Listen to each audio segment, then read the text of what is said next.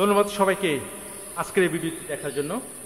আজকে একটা অবিস্মরণীয় থাকছে আপনাদেরকে কূপকে কেন্দ্র করে।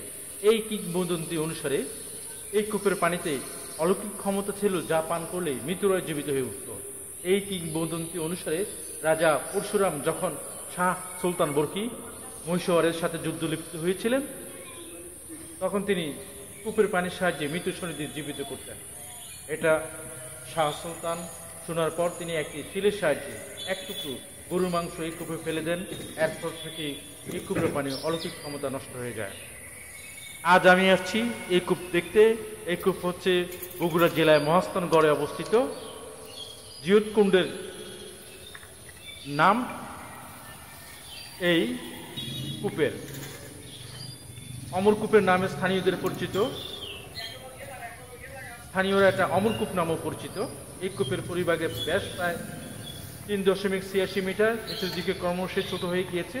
একটি চতুষ্কোণের গ্রানাইটের সাথে পাথরখণ্ডের কূপের ভিতরে উপরিভাগ পূর্ব দিকে বসানো হয়েছে। ধারণা করা হয় পানি উত্তোলনের সুবিধার্থে এটি ব্যবহার করা হতো।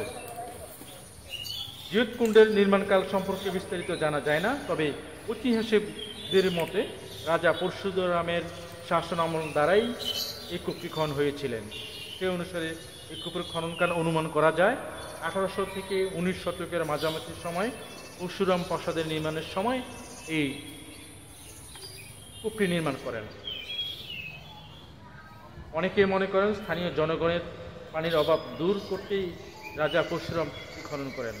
তবে বেশ কথা প্রচলিত রয়েছে এখানকার স্থানীয়দের মুখে, এই পানি পান করলে অলৌকিকভাবে মৃত মানুষ জীবিত হয়ে উঠত।